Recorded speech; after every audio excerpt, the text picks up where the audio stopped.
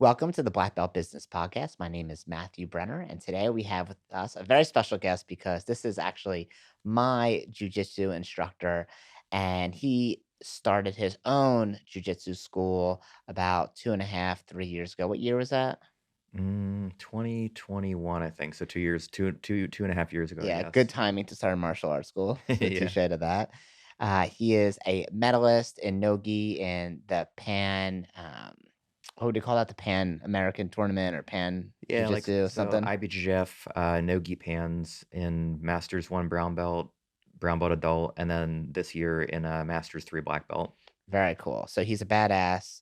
Um, Whenever I train with him, obviously he's 1,000 times better than me. I'm a blue belt, and I'd say probably kind of a crappy blue belt.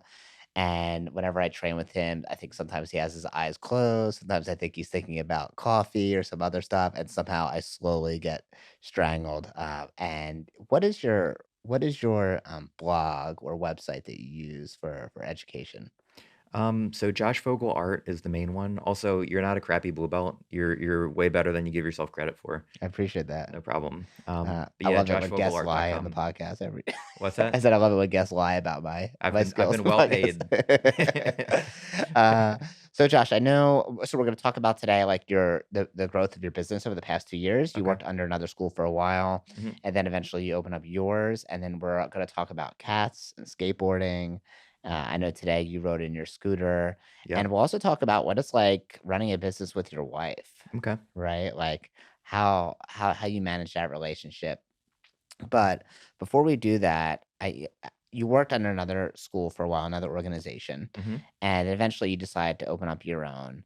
And then I didn't even know your new location was open or it existed, but I moved, and then the class times didn't work for me in my other school anymore. And then I was like, someone told me, "Oh yeah, Josh has a school," and I was like, "What? Like that's awesome!" And I looked, and times worked great, and then I joined with you, and it was great because I had this familiarity with you already. Like you were one of my first teachers. Yeah. I just didn't even know you had like a school of your own. So, what was it like going from, hey, I'm an instructor at one organization to doing your own? Was that like scary? Was that like a tough process? Tell me about it. Oh, so it was interesting. So I was at the other place for about 18 years, um and then I basically, my role there was signing up new students, teaching a lot of the classes, teaching private lessons, and then basic like managerial duties. And so a lot of the like day-to-day experience of running a jiu-jitsu school, I had a ton of experience with. So when it came time to do my own thing, it was really just like now I can do things the way that I feel like they should be done. Everybody has their own ideas about things.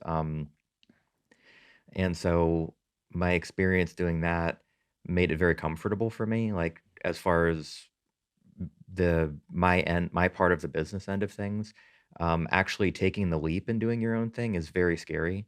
So that part of it of like leaving somewhere that I was, 18 years in the place and I was very comfortable as far as my routine goes. And then taking the jump and doing my own thing, that was a scary process. But ultimately, I don't it was a weird thing because everything felt right. So it wasn't as scary as I would have imagined it to be. It was financially scary because Angie will tell you I'm notoriously cheap. So when it comes This is to your like wife, yeah, Angie. yeah, my Yeah. wife. So the cost of opening a new school, that was stressful and scary for me, but the actual, like, opening a place and teaching classes and doing all the construction work and all that stuff, um, it was stressful and it was new, but for some reason, we just completely believed in ourselves and it worked out great. So obviously you're in a spot for like 18 years with another Mhm. organization, and then eventually decide to do things on your own. Was there like did you have that in the back of your mind, like, eventually you do that? Or is that something that at some point you're like, "Hey, maybe our philosophies don't align anymore. I'm gonna go do my own thing." 'Cause everyone always, like not always, but a lot of people always believe they could do something better than their boss or have different feelings on how to do certain things, right? So what gave you the idea of like, "Hey, I'm gonna start my own, branch?" Um, so basically, like financially, I was in a situation where I was teaching a ton of private lessons because, we own a house, we have a mortgage to pay, we have bills. And the way that I teach private lessons is very hard on my body because I spend most of the private lesson like rolling with my students and making sure that they feel hands on the things that I'm trying to express to them. So if I'm teaching like half guard or some sort of other technique, um, I would spend a lot of time doing positional sparring and rolling with my students. And, I was doing a ton of private lessons per week. And, I'm 44 now. And, I was, entering my 40s back then, and it beats your body up. And a lot of my students were much, much bigger than me, which is difficult too, because, at the time I was about 155, 160 pounds in my early 40s, rolling with, anywhere between 7 to 10 people that are 240, 250, 260 pounds each week on top of my own jujitsu training, on top of teaching group classes. And that schedule became pretty untenable for me. So I had to make it, Angie and I had to make a change. She was doing the same thing. And we had to make a change where, you know, we could financially, we could make more money and make a comfortable living without, destroying our bodies. And then also, there are certain, everybody has their own ideas about how a jujitsu school should be run and professionalism and, curriculums and, the way to interact with students and the way that culture should be. And our views of those things weren't the same as the place that we were at. So that also made it seem like a good idea to open our own place. So, ideally, originally I wanted to open a place with the owner of the gym or take over the place that we were at before, but um, that didn't work out.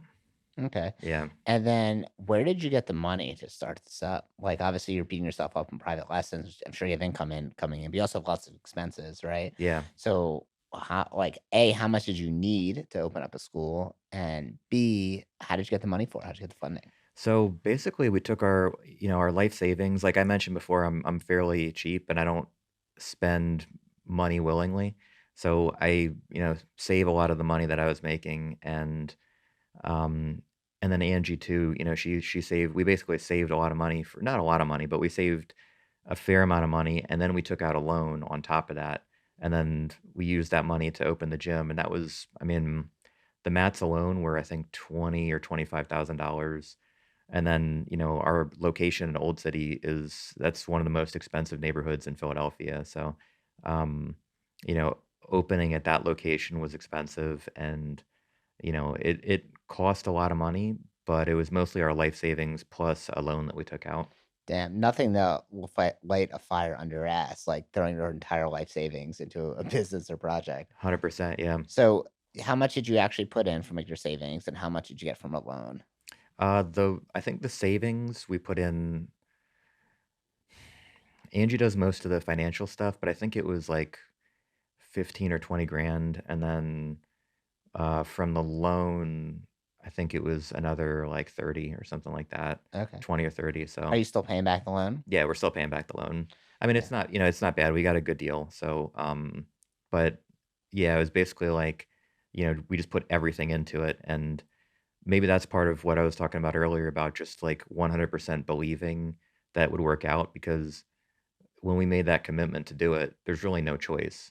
Like, if, we put everything that we have into it and took out a loan and we're on the hook for a lease, so there's really no choice but to do it. So you Mm. can't really have any doubt because, like, if I had to, before I started doing jujitsu professionally, I was working at a moving company carrying furniture. So, and Angie was working in the restaurant industry. So the way that we looked at it was, if the business like, we did all this, we made the commitment, and if the business doesn't work out the way that we need it to, then I'll carry furniture, she'll go work in a restaurant, we'll teach classes at night, we'll do 1,000 private lessons a week, but no matter what it takes, we'll make it work, Mm. and so I think that's where the confidence came from, and that's why, when you asked earlier if, like, what it was like making that transition, it was scary, but more like, it was a mixed feeling of scariness, but also we 100% believed in ourselves because we know that no matter what,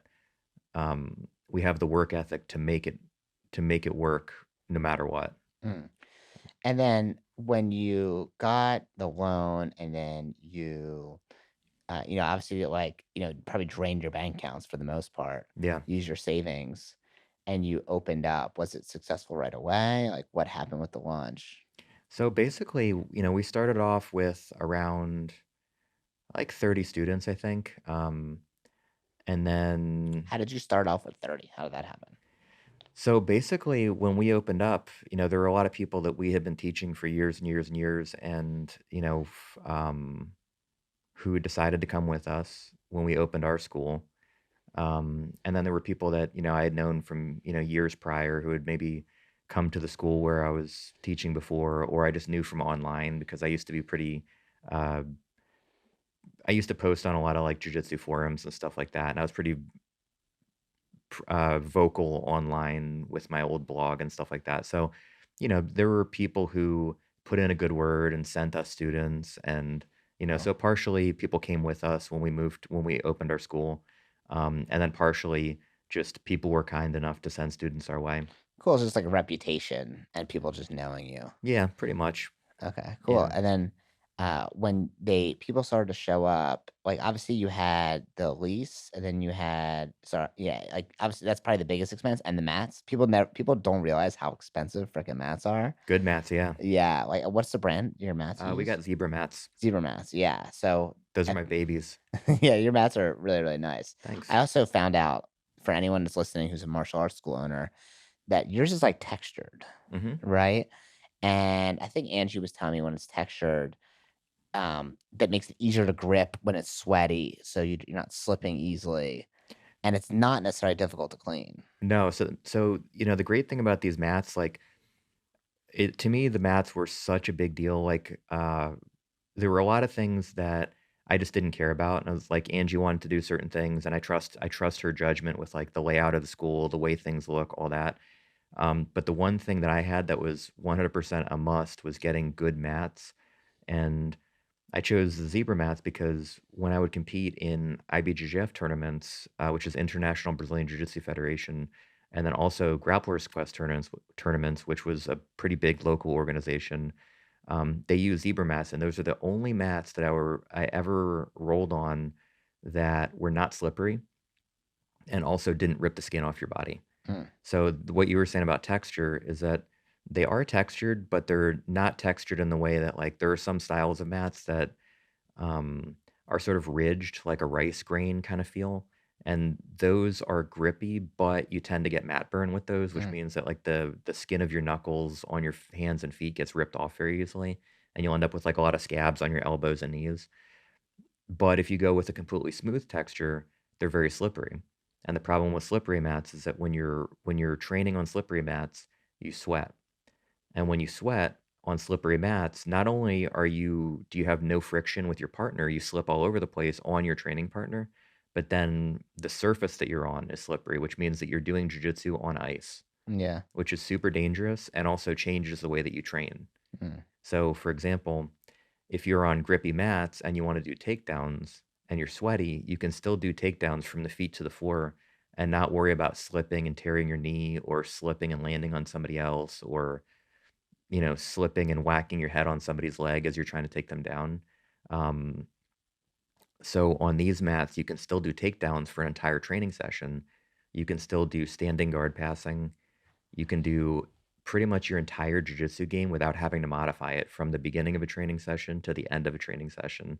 Whereas on slippery mats, you can only play your entire jiu-jitsu game for the first maybe 15, 20 minutes, and then you have to start modifying what you do because it's too slippery to do your normal game. mm. It's funny you say training on ice because when I was preparing for this interview today or this podcast episode, I was talking to a fellow student who trains there with me, one of my friends, and we are talking about like what things should I bring up, and like one of the things that I wanted to bring up, and you kind of just hit on it, is like as an instructor that's delivering concepts that are not that the average person doesn't understand. Like, the average person who walks in doesn't understand martial arts at all, right? Mhm. They might understand some things, but, like, maybe they've watched UFC or something, but they don't understand most things, and, like, you're so good at using analogies to help people relate to this martial art that is not necessarily relatable, right? Yeah. So, like you mentioned, it's like doing jujitsu on ice, right? And that's like a quick analogy that I can totally understand, Yeah. right?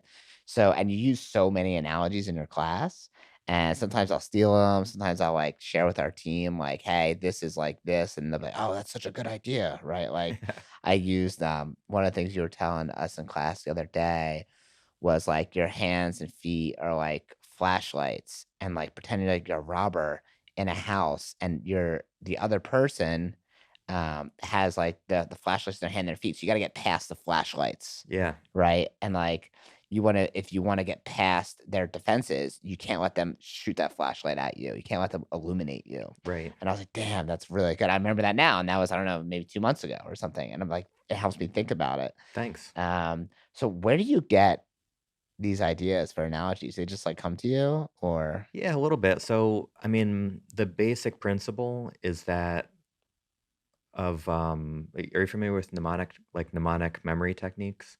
a little bit, but tell me what you think. Basically, like, mnemonics are ways to make remembering things easier.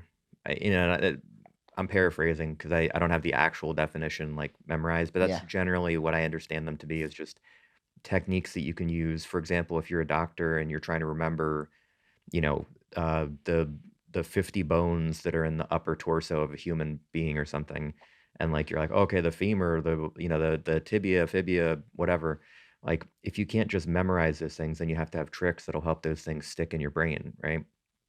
And it's the same thing with jujitsu where if jujitsu is pretty complicated, and I think most martial arts are fairly complicated as far as, like, technique, remembering detail, and so if I were to say to you, "Okay, well, when you're playing open guard on bottom, make sure that you're using the distal ends of your hands and make sure that the lower surface of your palms is facing your partner's chest and upper torso region. You're never going to remember that, right? Because you have to remember that, but then you got to remember what the feet are doing, the knees are doing, all the other stuff.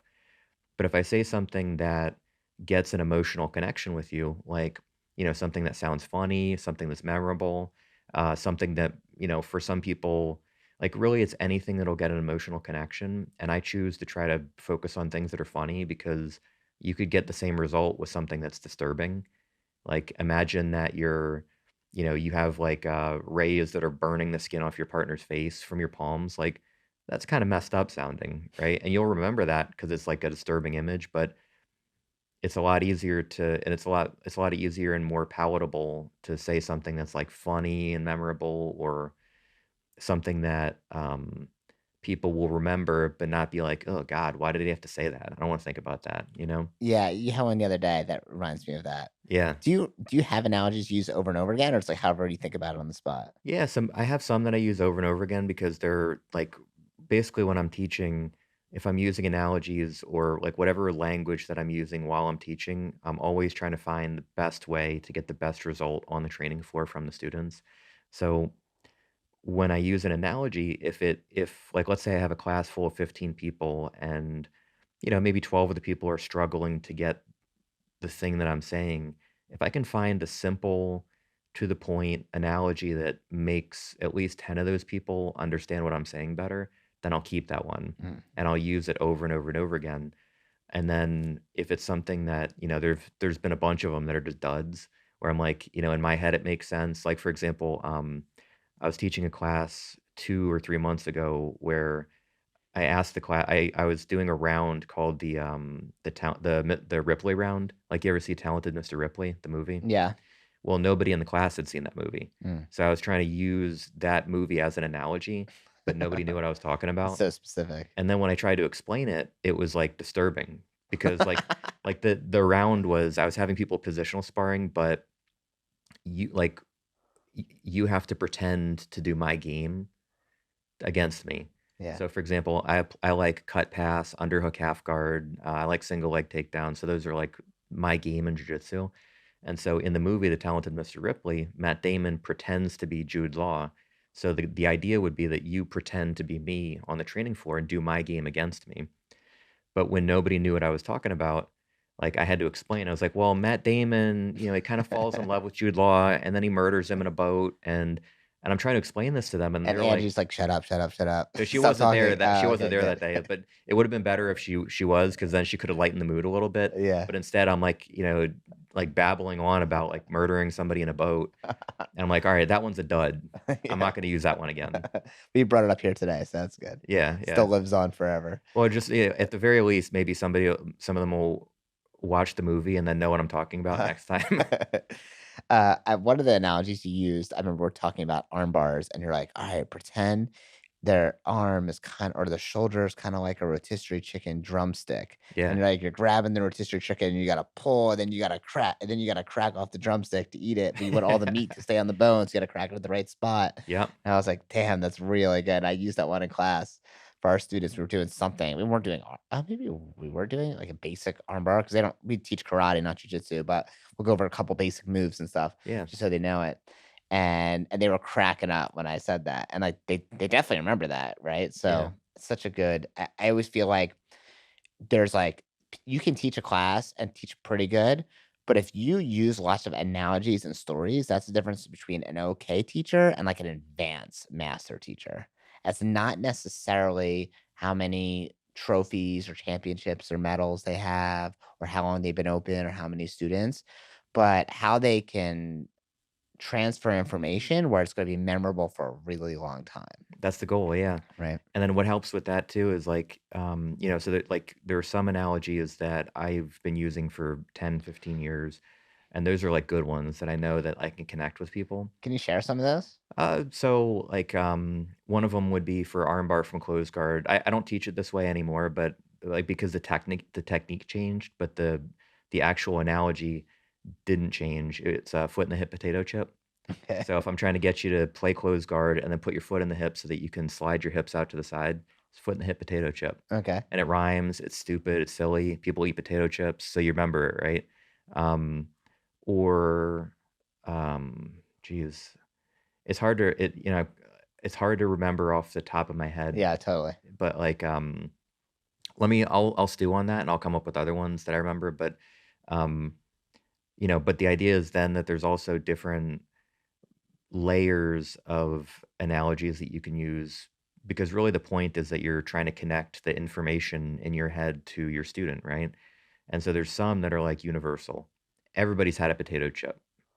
Most people, even if they haven't eaten a rotisserie chicken, maybe they're vegan, vegetarian, they're familiar with the idea of eating a chicken. And if they aren't, I can use, like, a head of broccoli or some cauliflower for the Yeah. same concept. Yeah. Um, but then there's some things that you really need to understand your student on an individual level to connect with them. So, for Mm. example, when I was teaching private lessons a lot, there were people who were high profile chefs. There were people who, worked part time carrying furniture.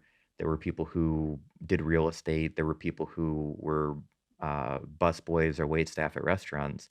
And so I would have to find ways to connect what I was saying with something that they understand well. Because if I try to talk to, let's say you've never worked in a restaurant before, right? So if I start talking to you about, like, dinner service or working the line in a kitchen, you might not know what I'm talking about. Whereas somebody like Angie, who spent 20 years working in restaurants, she instantly knows what I'm talking about. Mm. So it's finding analogies that connect with a large group that are kind of universal analogies. And then there's ones that are, you know, maybe like, a meme that everybody's seen on Instagram, or like a cat meme that, the cat screaming at the woman or whatever, like that kind of meme. And then there's more specific ones that are relevant to the individual, where you're just trying to talk to that person and connect with them so that they can understand what you're saying. Very cool. And I have to admit, I lost the bet because I bet you would bring up cats in less than 20 minutes. It's been more than that. Has it really? Can't believe, yeah, I can't believe it's taken longer than that. So, Wow. what's with your obsession with cats? Why do you love cats so much? They're just great. I mean, they're like, probably part of it is, I grew up with a couple cats, and they were awesome, so I've got good memories from that, and then I think on a practical level, cats so every cat that I've ever had in my life has, like, a just an amazing personality. Like, they're assholes, but they're also, like, really interesting or funny or affectionate or, just I always have an emotional connection with the cats that have been in my life, and I like that they're low maintenance too. How many cats do you have? Right now we have 3 cats. 3 cats, Yeah, okay. so we got our most recent cat, Hafa. We got him this is a great story. We actually got him last year at JJC, at the Jiu Jitsu Company, on Angie's birthday, Okay. because one of our students, Charlie, was riding the L, which is like the one of the subways in Philadelphia, and there was a little tiny kitten on the L, and these kids were messing with it. And so he grabbed the kitten and took it off the L so that the kids didn't mess with it anymore. And he came into the gym and asked us if we had any water that he could feed the cat, because he had bought some cans of cat food, and he was like, he put it in the alley next door, and he didn't know what to do with it. He couldn't bring it home. He's got dogs and stuff like Yeah. that. So he was feeding it in the alley, and we went down, and like as soon as we heard that there's a kitten in the alley, like we already knew what was going to happen.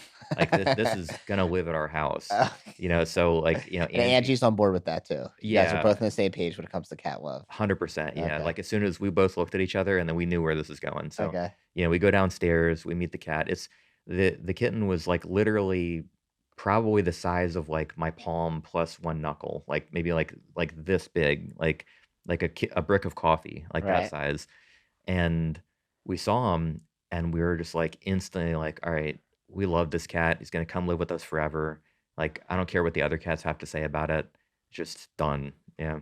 That's so funny. So, 3 cats in, like, an apartment or a house? House. House, okay, Yeah, so you have two-bedroom plenty of house. space for that. Yeah. But that's not like you don't have a cat nickname. Your nickname is like the Sloth, right? Yeah, yeah. Sloth Report is your website Yeah, or that's the blog. yeah.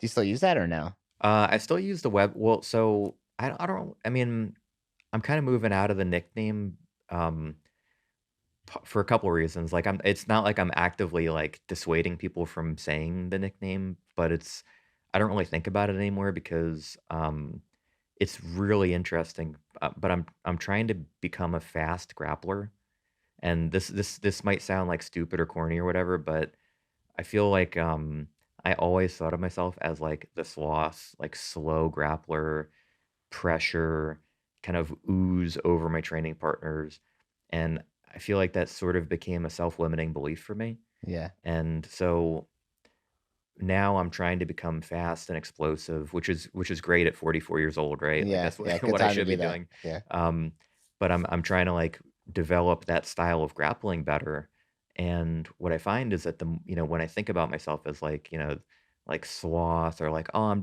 a slow grappler, that's my style," I feel like it kinda holds me back from developing a faster, more explosive style, which is what I want to develop now, Mm. and it's so weird because it's like I would never think that something like that would matter, but it kinda does a little bit because it gets in your head, right? Yeah, it Like becomes a label, yeah, it's a right? label, and then you think of yourself as, like, the sloth, the slow grappler, like, oozing over your training partners instead of, like, fast and sharp and athletic and explosive, you know? Yeah, and I just my birthday was yesterday, and I turned 32, which is still very young, Mhm. but I have friends, obviously, that are around the same age as me, and they're always like, the one thing I hear now all the time is that, like, how they feel old, and, like, they tell themselves that over and over and over again. Yeah.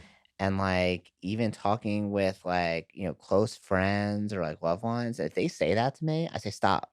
Yeah. Don't say that. I don't wanna hear it." Like, I don't wanna be around someone that's like, "Oh, well, 32 now or 34 now, and now I gotta deal with blah, blah, blah." I'm like, "Why are you saying that?" Like, you're making that come true, Yeah. right?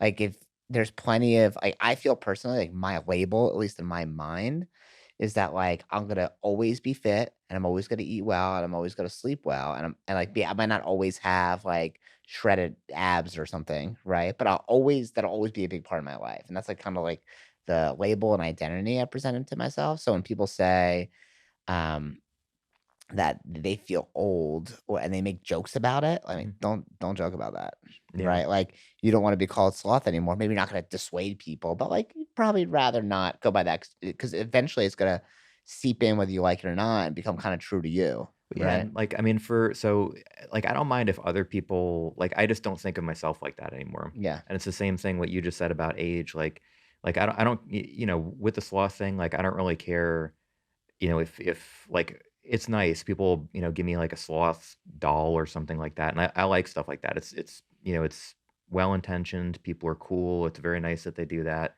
and I like that, but I don't connect that to my personality or my grappling anymore, Mm. and so, like, I don't think of myself in that way anymore. And it's funny that you bring up the age thing because, like, for example, what I was just mentioning to you about like trying to be more explosive and faster and more athletic as a grappler, um, I feel like that's something. And then, I started competing again last year after like maybe a 10-year break. Um, and there is a lot of that self-limiting belief about age in jiu-jitsu. Like, you know, I'm 44 years old and people think like, oh, the masters division, that's the old man's division. And I hear people talking about that for like, the people that are doing Masters 1, which is age 30 to 35 years old. They're like, "Oh, Masters 1, that's the old Would man." I be in the masters division? You'd be Masters 1, yeah. Damn, You're okay. 32, you said, right? Yeah. Yep, so you'd be in Masters 1. Oh, master. It sounds Alright. cool, right? Master average blue belt. I think they Yeah. used to call it senior, Okay. which is That's okay. different, right? Relax. Call Yeah, him a senior. yeah. Yeah. But you're right though, it is a self-limiting belief, and, like, what's funny is when I actually think about it, like, I'm 44. I train jujitsu 2, sometimes 3 times a day, 5, sometimes 6 days a week. I sprint twice a week. I go skateboarding multiple times per You week. sprint, like, outside on the sidewalk? Yeah, Besides jujitsu? twice a week besides jujitsu. Why? Well, 2 reasons. 1, because I'm trying to, um, become more explosive and faster Okay. on the mats, and I feel like sprinting has been super helpful for not only increasing my speed, but also giving me a better gas tank for explosive movement. Yeah. Um, and then also for self-defense, Okay, like, cool. because most of the situations in a self-defense context that I'm likely to find myself in are solved either by being nice and talking my way out of stuff or just running really fast. Right. So, I have a crazy this is not self-defense for me personally, but, a kind of a crazy story I wanna share, in terms of, like, being aware of situations, and then I didn't have to talk my way out of it, but I kinda had to sprint my way out of it. mhm. But before we do that, I think sprinting is so wonderful, and I always liked sprinting more than running. Yeah, same. And, like, whenever running takes too long. It's just, like, the whole thing takes forever, like, Yeah, you gotta stretch first, and you gotta run, you might run for 30 minutes to an hour, and then you gotta do cool down, it's like the whole thing ends up taking, like, an hour and a half. yeah, Um, and it's kinda boring, and I always, like, look at 2 different pictures. Look at a picture of a sprinter. mhm, Sprinters are freaking jacked, yeah, tons of muscle, definition, they look awesome. Then look at someone who does, like, is a marathon runner, and they, like, just, like, super thin and just, like nothing wrong with that, like, you're a runner, okay, great, but, like, if I had to choose between the 2 bodies, I'm right. taking sprinter. Like, look at Usain Bolt versus, I don't know, someone who does long distance running. It's 2 very different bodies. Yeah, yeah. Um so I was at here's a story I wanna share. Okay. I've told very few people this. I was at Walmart, Okay. okay? Great place to be, I love right? Walmart. Yeah. Well, if you're super cheap, then you obviously love Walmart. I just like the People people watching. you got a Walmart Plus membership? No, No? it's funny, Angie hates it, but, I like going to Walmart every once in a while just for the wildness of it. Okay, so you're gonna like this. Okay. So I went in there to buy something small. So I walk in, walk out pretty fast. And I walk out in the parking lot and there's a car like facing the Target in like a weird way, like not a natural way for the car to be facing. Mhm. And there's a guy standing in front of the car. There's maybe about 15 to 20 feet in between the person in the car and this guy standing there. And this girl is just like screaming in the car. And there's a guy standing, and I'm, like, looking at them, and she's screaming, and in, like, a split second before, like, I even, like, figure out, like, what's going on, I just walked out the store, she slams her foot on the gas directly towards this guy, and she's speeding, and I'm like, "Oh my god," and there wasn't that much room, maybe 20 feet. Yeah. I'm like, "I'm about to watch this guy get run over." buy Wow. a car. Like, I'm about to watch a freaking murder Yeah. outside the Walmart, which is probably the most likely place you'd see a murder, now I think Walmart about or it. Wawa. Or Yeah. Wow. Yeah.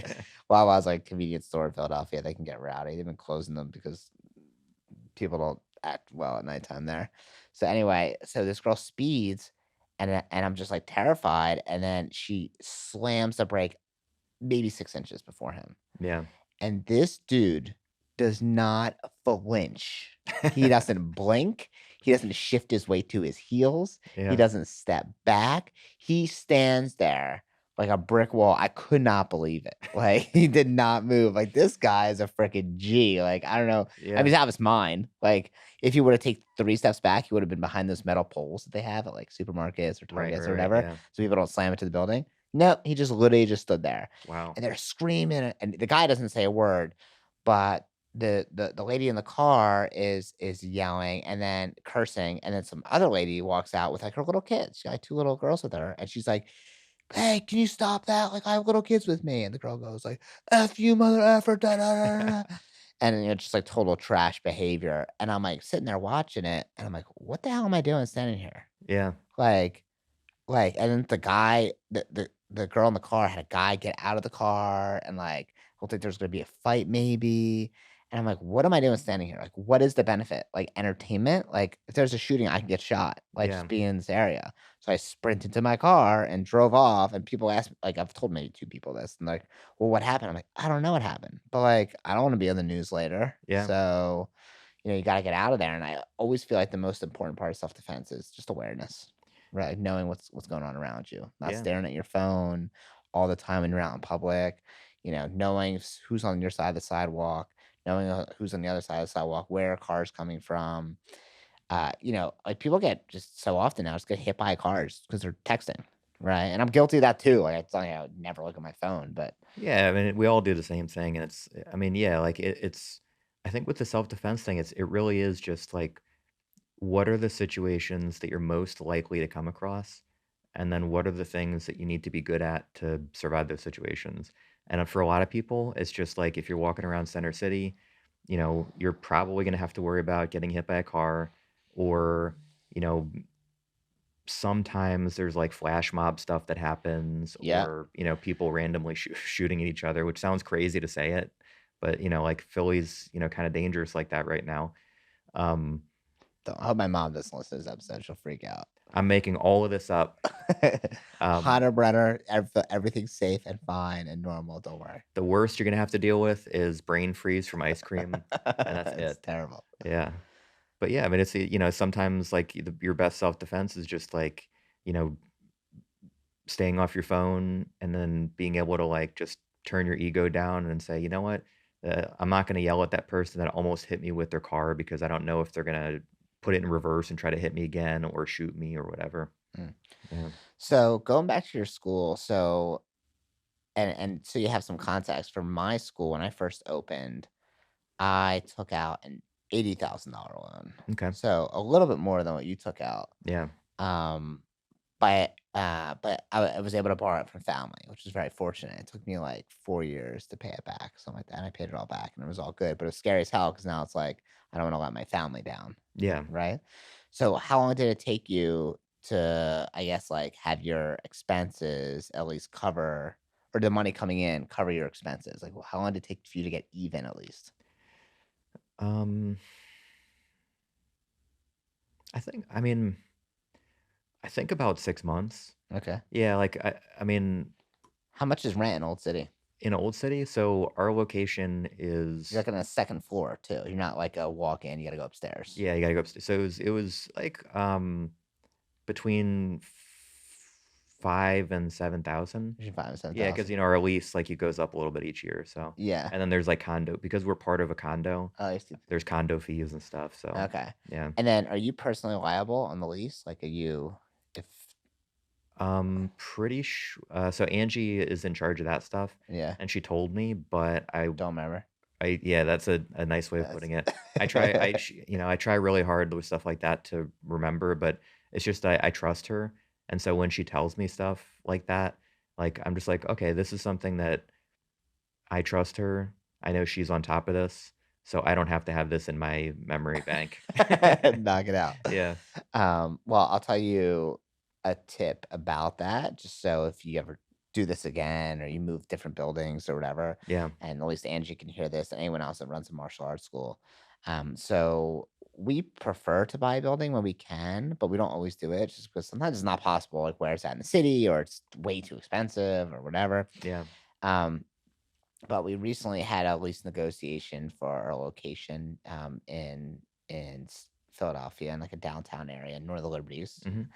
and they wanted us to personally guarantee the loan, which is really common. Which is basically like, hey, if your jujitsu school or martial arts school goes to crap, you owe us everything you got to pay off the whatever's left on your lease, Yeah, right? so you So if you can't have do your like an house. LLC and then say, "Ah, you know what? That's not me. I'm out." Exactly, Yeah, exactly.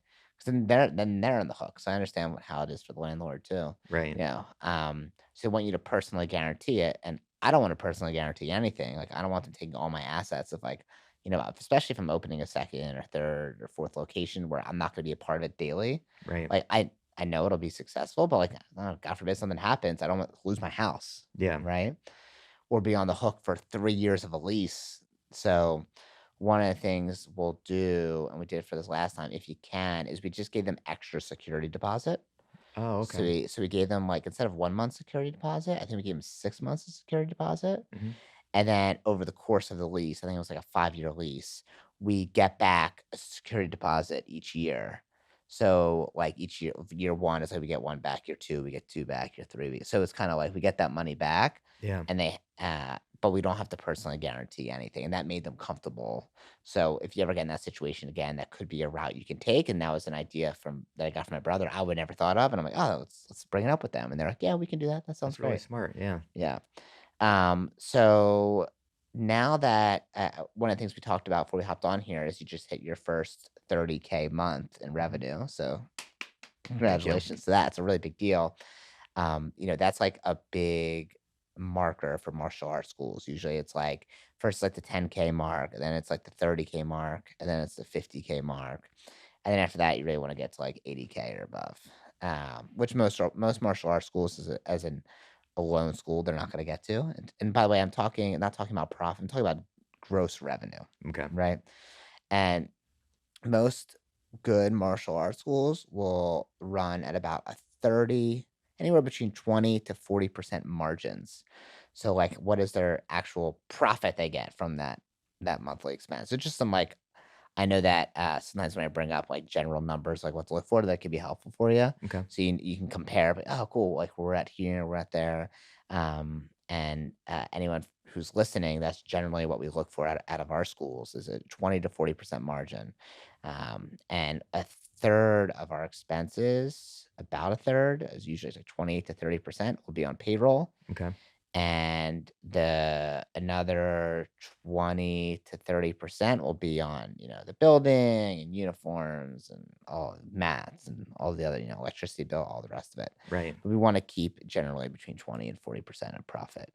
Some schools obviously are way more higher profit margins if they're maybe in a place where the expenses aren't as high, and some others will be lower, right?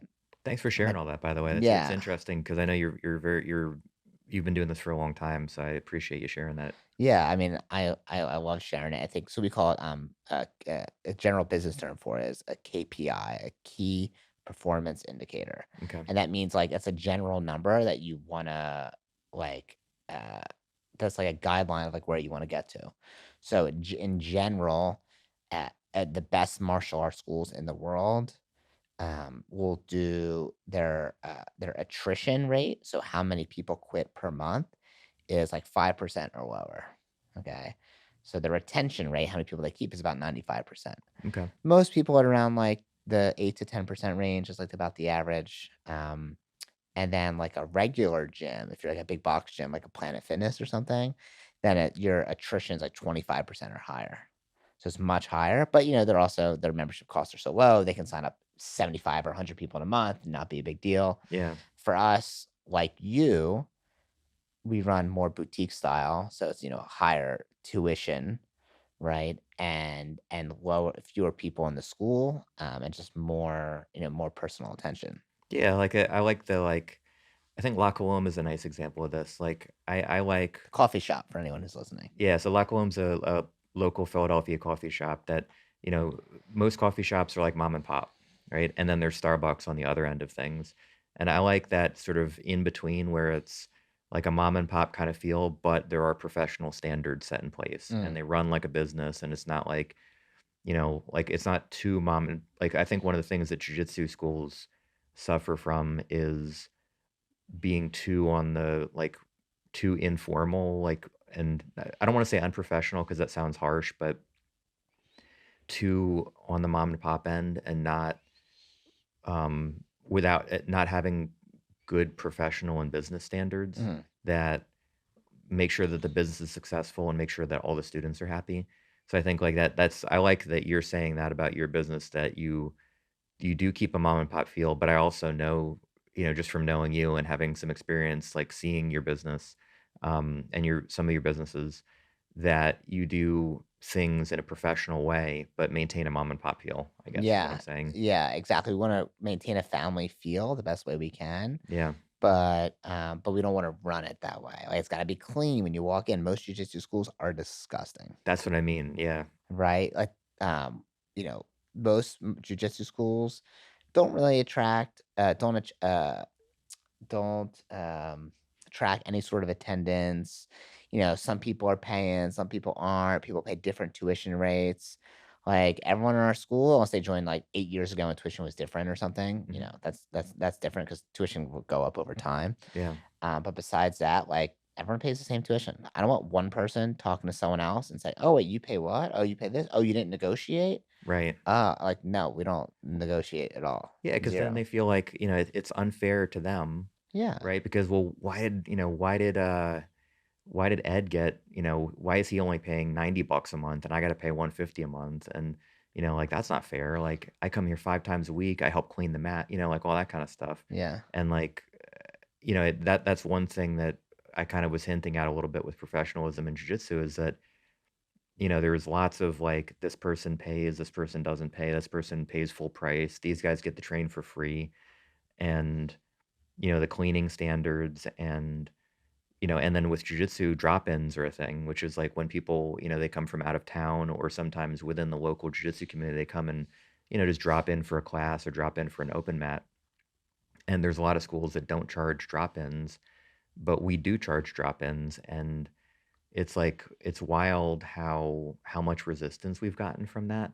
But the reason we charge drop-ins is because it would be unfair to our students who actually train with us and pay normal price to let people just hop in whenever they want and train for free. Mm, Because how would you feel if you were paying, X amount of dollars per month and let's say there's limited training space on the training floor and there's like 30 people on the mat that aren't paying and you don't even have any room to train because they're rolling around all over the place taking up the space that you're paying for, mhm. right? Yeah. So that's a big reason that we are pretty strict about enforcing like the drop-in policy. Yeah, I think that's great. I mean, you go drop in. I always look at like other industries that are similar that do Hmm. way better than us, Yeah. right? So I look at like Orange Theory Fitness or Barry's Boot Camp, right? Yeah. Other like just big fitness brands that are sort of boutiquey. Like I'm not really gonna look at Planet Fitness as much 'cause they're like big box gym sort of situation. And they just hope no one shows up. We obviously command a higher tuition rate and we want people to show up. Like if they don't show up, like for one of the things we do is like a best practice is like every week we'll look at the attendance and then anyone that wasn't there twice a week we'll call them or text them and say, "Hey, we noticed you weren't here. Is everything okay?" Some of it's automated, but Yeah. like some of it is like if the people haven't been there longer, we still do it. They get an automated email, but we know people don't half the time don't never look at that, maybe more Right. than they have. So we'll also text them and call them. And we'll just say, "Hey, we didn't see you last week. Just checking in, make sure everything's okay." And as much as automation is great, having that personal touch is way more impactful. You gotta yesterday was my birthday. I probably got, 50 happy birthday emails from like the bank and Yeah. like, I don't know, Chipotle, but none of that means anything. But if I get a text from a You get the free friend, guacamole, right? yeah, I think at the free walk, how'd you know that? You're on that birthday email. Yeah, my birthday was last month, so Oh, okay, yeah, yeah. Um, so whenever we are working on, like, customer service, like, we always think, like, "Okay, what can we do that's like what would Barry's Boot Camp do? What would Orange Theory Fitness do?" Right. Right? When you walk in there, they're clean. You have someone at the first front desk that's smiling and is, like, professional. Yeah. It's not like you walk into a martial arts school sometimes and it's like no one greets you, right? And you have to, like, find the instructor, and they're like, "Oh, yeah, this person's not here today, come back another day." And you're like, okay, Yeah. right? Nobody there to sign somebody up. There's nobody there to show them the school. You know, sometimes the instructor doesn't even show up or they show up half an hour late or Yeah, something. oh my Yeah. god, that I wanna kill someone when that happens. Yeah. It's like, "Dude, like, I have stuff to do. Don't show up late. Like, what is it?" And don't apologize. Oh my god. One of the things I love about your school, and it's been, like, so comfortable and fun for me, and it's just, like, a breath of fresh air for me, is that you have this class that you do that I've been, like, desperately needing and wanting, but I didn't necessarily know what it should look like. I just knew I needed help, and that's the drills and skills class you Mhm. guys do on Wednesdays. It's by far my favorite class. Thanks.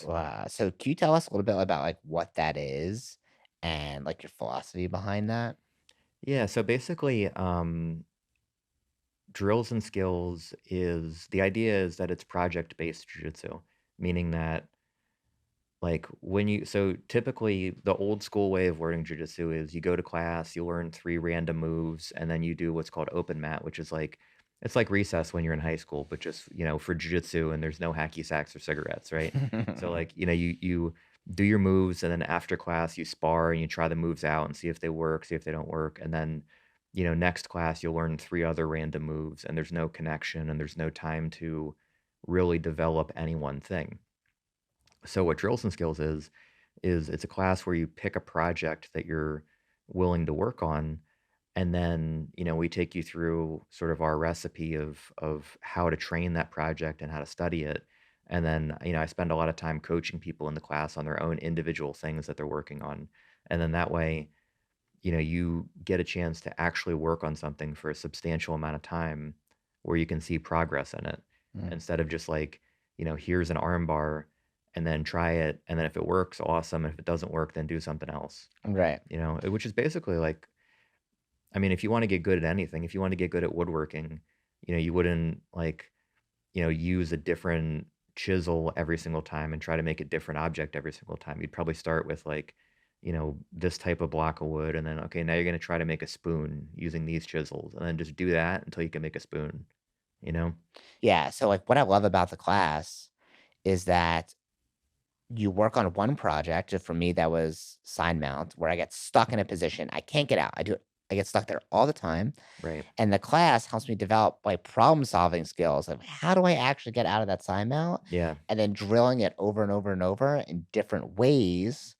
And that way, like, I have a toolbox of, okay, if I get stuck in side mount, I can do this move. It's stuck I can do this other move, and work on it, not just like for a class, but like for weeks at a time. Mhm. And then at the end, like, when it's either, 8 or 10 weeks, wherever I feel comfortable, like, I feel really comfortable in that position and knowing I can get out of it. Yeah. And now the fact I've gone through it for about 10 weeks, like, if someone puts me in that position, I get excited. I'm like, "Ooh, I kinda know the moves," right? And I Yeah. know what they're gonna do and how to get out of that. Doesn't mean I always get out of it, but it gives me, like, lots of options, Yeah. right? And I love that class. I think if more people thought that way, like you guys call, like, intellectual jujitsu, and, like, you really, like, just thought you just put thought into the movements instead of working just totally on instinct, they'd all get better, and that's what I love about your program. Thank you. Yeah, and then, honestly, like, that's kind of the heart and soul of, like, the way that we think about jujitsu and what our school at least, like, on a technical level, what like, I don't like using the word ethos, but that's kinda what it is. Like, it's our philosophy of jujitsu is organizing jujitsu information and then doing, like, project-based jujitsu, and, like, because if you wanna get good at something, you have to do that thing for, like, a certain amount of time, right?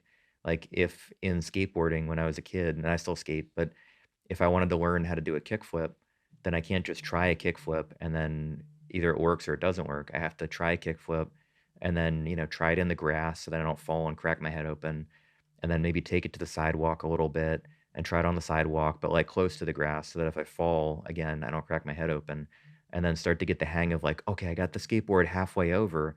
Okay, cool, that time it went all the way over, and now I can land on it with 1 foot, and then I Mhm. can land on it with 2 feet, and now I can do it while rolling," and Mm. then that happens over weeks and months and sometimes years, and it's no different with any other skill, no different with jujitsu.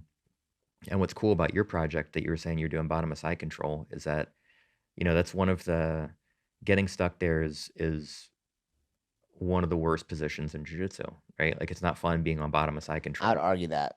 I think north-south is the worst. My face is someone's crotch. Yeah, but one of the worst, I Okay, one mean. of the worst. Yeah, yeah. Yeah, yeah, because that one is like, oh my god, especially if, like, I have, like, a girlfriend watching or there's, like, a Mhm. family member and they're like, this This is is what what you do. this Yeah, is what you do?" Oh, that's so cool. Yeah, you're so tough, Matt. yeah. It's yeah, jiu-jitsu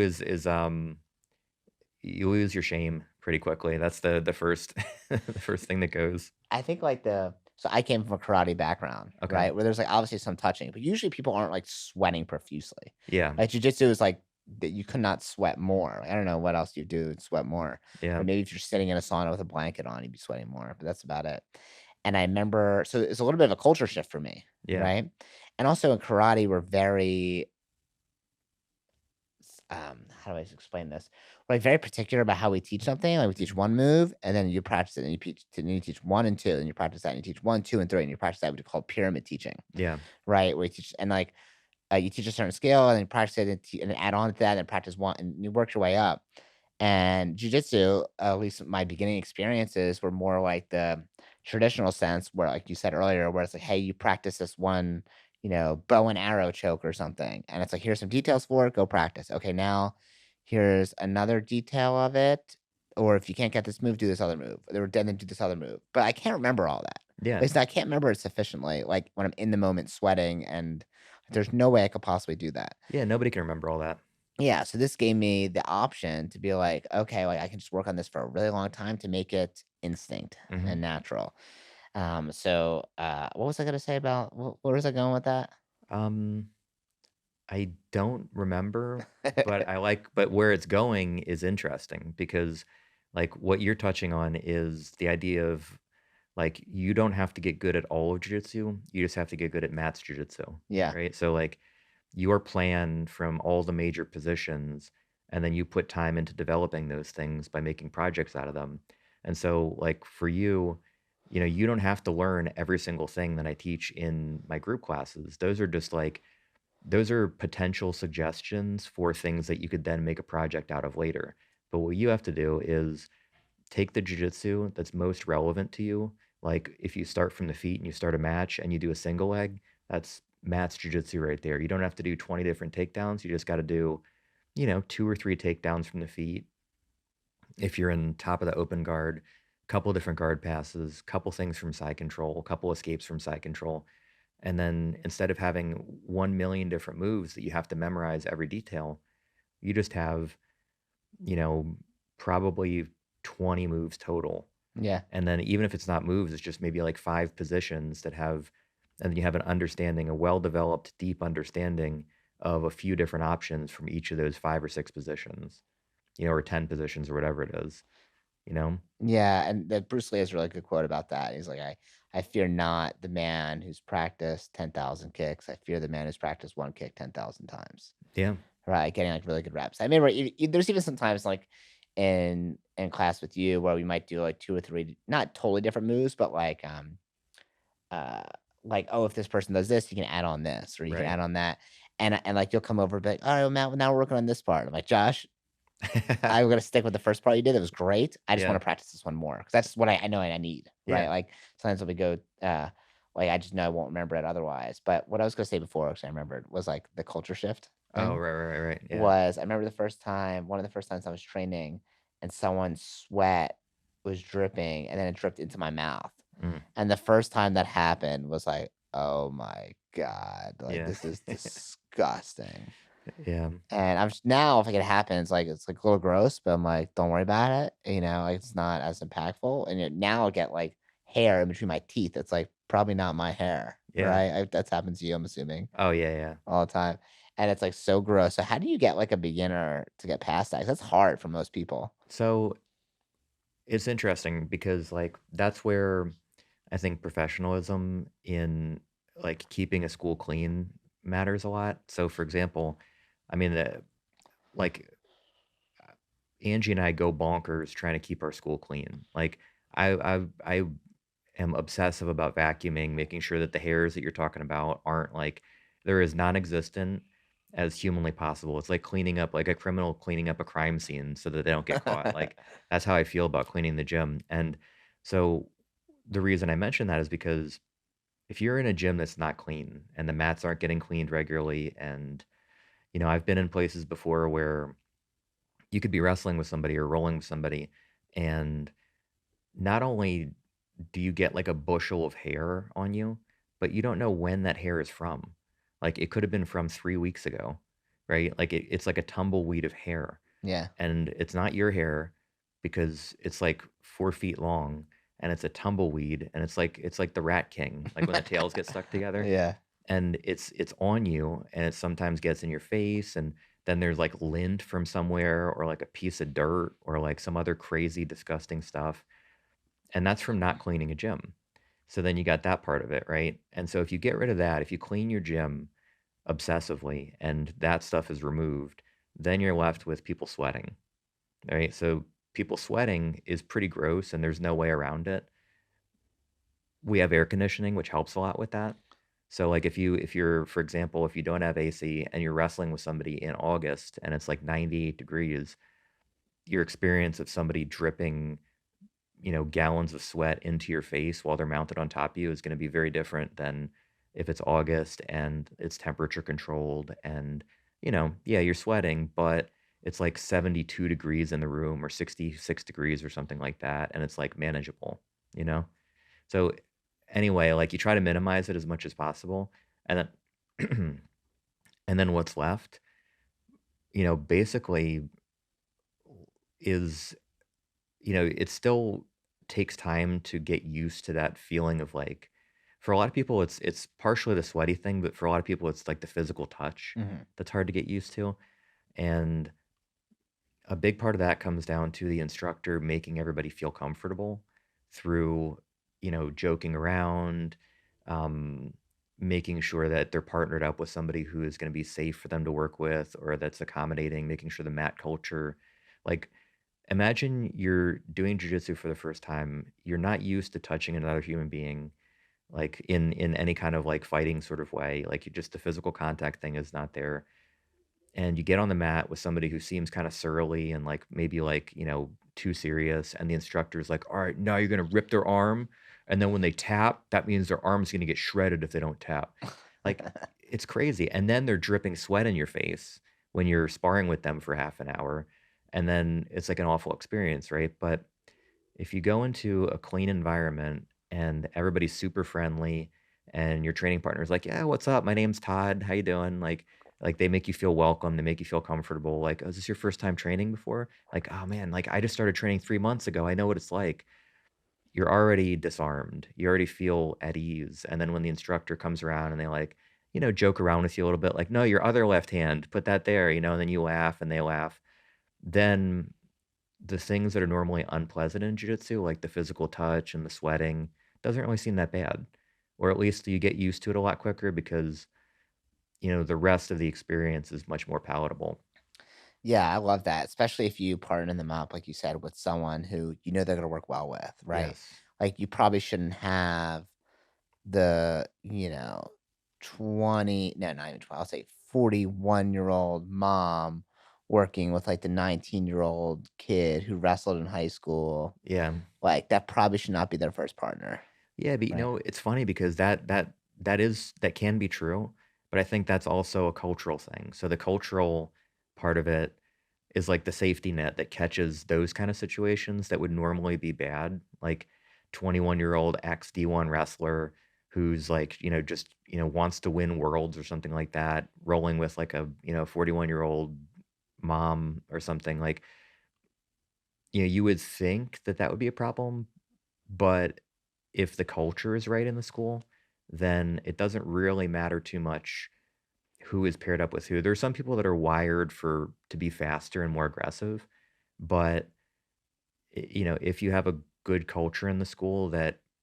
you know, um, encourages that 21-year-old to be very helpful and a good training partner for that person, then it matters a lot less. So that like window for badness gets narrower and narrower and narrower because the culture takes care of a lot of problems.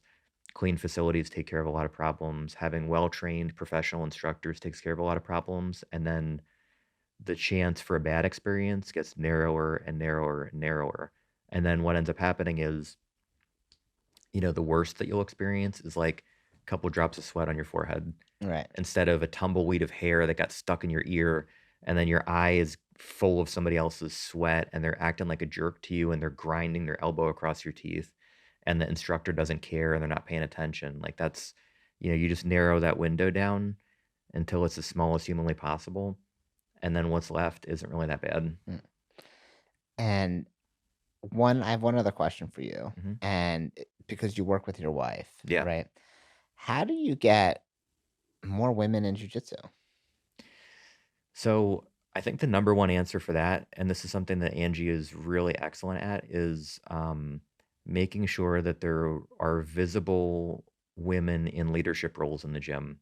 And like, so typically in jiu-jitsu, a lot of the time women are either teaching like a women's only program or teaching only kids classes.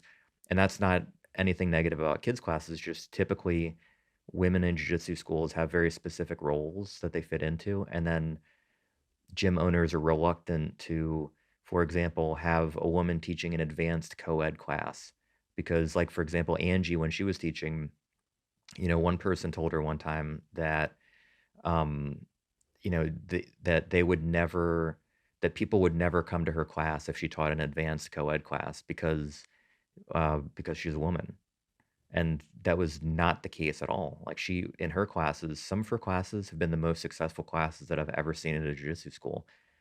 Sometimes 30, 35, 40 people. People love the class. People will switch their work days so that they come to her How was class. it? She taught class earlier this week for me Yeah. when you weren't. I don't know. I guess you weren't around, Mhm. and I was excited. Yeah, I she's was like, "Ooh, great. this is great." Yeah. And that's what it is. And so I think for women coming in to a jiu-jitsu school or women that are looking at our social media and seeing a jiu-jitsu school, from what Angie has told me and expressed to me, it's very important that they see women that are treated the same as guys. They can teach a co-ed class. They can teach advanced guys jujitsu. The guys respect them the same way that they respect a male instructor. Mhm. And there's no like, okay, well, you're a woman, so you got to only teach a women's self defense class. Like it's, Yeah. and what's good about JGC is that I think 60% of our instructors are female. So you got like Angie, Yeah. Dina, Ashley, Becca, Sui. And I'm sure there's somebody I'm forgetting, but I like, think the best martial arts schools generally have that. yeah, Like our co-founder, like my brother founded Action Karate, but his mhm, co-founder's female, and I would say about half our instructors are female, yeah, right? And like I need a little girl who's like 9 years old to see that. Like they're not gonna look at me the same way they look at her, right, right? But I'll tell you what though, when I went to hire martial arts instructors from the outside, hmm, and I tried to recruit and bring people in, I would say maybe 4 out of 100 that I'd like, look at their resumes or reach out to were women. yeah, And I'm actively searching for women, gotcha, right? And I literally cannot find them. It's so difficult. yeah. Even it's just like there's not I don't know, maybe overall the industry probably needs a lot of work still. I could see that, yeah. Yeah, to so they're more comfortable I because can't speak to karate exactly, but I know in jiu-jitsu there's a lot of work that's gotta get done. yeah, I think Yeah. it's in karate, it's the same thing too. Yeah. Our co-founder, Jacqueline Razai, she'll talk about how like people have said like little comments about her being a woman, how could she teach, and Mhm. like she's like a badass, right? So it's like Yeah. honestly just know nothing. And honestly, someone who would say something like that, I'm like, I don't want you in our school. Like that's not good for culture, That's it, yeah. right? You got to cut the weed in that one. Well, Angio, something that she says a lot is just be normal, right? Which means, like, so, for example, you come to the daytime classes at JJC and, like, there are women in the daytime classes, and, some of them are smaller, some of them are about the same size as some of the guys. Same thing in the evening classes, and if like I've been in environments before where you treat the women differently when you roll with them, when you spar with them. But it's not the case at JJC because Angie leads in such a way that you don't treat her any differently because she's female. You just be normal. Treat her like a normal person. When I roll with her, I roll with her the same way that I would roll with somebody of her experience level and her strength level as a guy. And when I roll with, like, for example, Maddie or Suyi or Nicole or any of the women that train at JJC, it's the same thing. We all roll with them the same way that we would roll with guys that are the same size and same strength and same experience level. And so just be normal is, you know, like, don't treat women differently. Treat them as well-respected members of the jiu-jitsu school or karate school or whatever, the same way that you would treat a guy, and don't make a fuss about anything. Just be normal. Yeah. And I think that it sounds stupid, and not stupid, but it sounds obvious, right? But it's such a simple, obvious thing, and it makes a huge difference in your culture, and nobody at the JGC disrespects Angie or any of the women in the school, in like, because just the leadership is set in such a way where, like, that's just not acceptable. Yeah. And I don't think it doesn't even occur to most people because, like, oh yeah, like Angie, she's teaching in class. Like, cool. I got to learn how to play deep half guard from her. Mhm. Like, it's not like, oh, there's a woman teaching class. I can't learn anything from her, which I've heard in the past from people before, which is nuts. Yeah, we gotta change this industry. Like, Yeah. I think martial arts overall, I think we're probably moving in the right direction.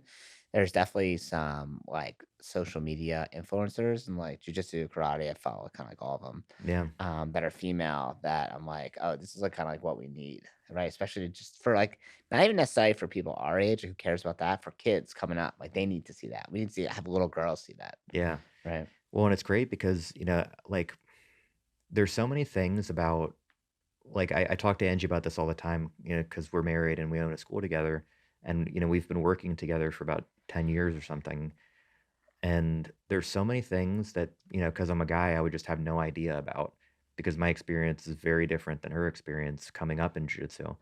And so, I think part of it is that it's great that there's so many more women that are vocal about their experiences in jiu-jitsu and martial arts and karate and everything in general. And I think it's important for guys to, like, sit back and listen and hear what they have to say and say, you know what? Like, that's something I never considered. That's messed up, or that's something that I didn't think would be an issue. And I don't know. I guess what I'm saying is just a long-winded way of saying it's good that there are more women that are being vocal so that guys that wouldn't otherwise know that certain things are the way that they are can sit back and listen and learn and then, do their part to just be normal. Yes, you just don't know what you don't know as a guy, Yeah. right? Yeah, that's what Like, you said earlier. That's great. Yeah. yeah, and like for women, we know, and once again, I didn't know this. I learned this from one of our female instructors. Is that women don't like jumping jacks generally because they go up and down, their boobs bounce up and down. And it's like uncomfortable for them, Oh, okay. right? So so we stop. We like we did. It's not like we never do jumping jacks in class, Right. but it's like we do less of it if it's like more of like a female, if way more females in class, or like we just try to stay like away from that because we Right. know it makes women uncomfortable. And like there's plenty of other exercises you can do Yeah. that will, get your heart rate pumping that don't require you to be like just uncomfortable, right? If there was Yeah. like some other exercise that requires I was knee, like, like all my balls, like I wouldn't want that, right? Yeah. So like for we got to stay focused to make sure everyone's really comfortable with martial arts. So Yeah. thank you so much for being on here. I really appreciate you. You're awesome. I'm excited to keep on training and getting better. And if someone wants to reach out to you, either for classes or I don't know, maybe they run a school in some other part of the country and they're like, hey, I love what you said about this. I love help on that. Or just like, stay in touch. How would they find you? Well, one thing I finally thought of an example of an analogy Yeah, that yeah. doesn't Run it back. change. Run it back. So when you're doing a rear naked choke, the analogy that has been consistent since as long as I can remember Yeah. is, your head is on the right side of the choke if you can pick your own nose. If you can pick your own nose, your head's Yeah. on the So right if this is somebody's neck that I'm trying to choke side. and my head is on this side, the choke's gonna be ineffective because my head is in the wrong spot and there's too much room for them to escape. Okay. If my head's on this side, I can use my head to block their head so their head can't move. I can also pick my own nose. So Ah, I know that's my head's on the great. correct side of a rear naked choke if I can pick my own nose. And that's one of those analogies that's eternal. That's a great one. I can't wait to have a clip of you choking out a coffee cup and picking your nose on my podcast. So if someone wanted to find you, how do they find you? So you can find at the Jiu Jitsu Company Instagram. So it's at the Jiu Jitsu Company. We have a website, phillyjujitsu.com. Um, and our school is located in Old City, Philadelphia, on 31 South Second Street, second floor. That's Second Street between Market and Chestnut, on top of Insomnia Cookies. When And you then, smell the cookies, yeah, find your way to the school, exactly. Just follow your nose and then walk up a pretty long flight of stairs. and then pick your nose when you get to the top. Exactly. Yep. Well, thank you so much for being on here. And if you're a martial arts school owner and you're like, whether you teach jujitsu or karate, taekwondo, judo, anything, and you're like, hey, this sounds awesome. I would love to get help in running my martial arts school systems or culture, training instructors, uh, bring in new members without having to pay for new members, like Facebook ads, Google ads. You want to learn how to do it organically, reach out to me, Matthew at doubleyourdojo.com, or you can find me on Instagram at blackbeltbrenner1. Just say what's up. All right, catch you guys later. Bye.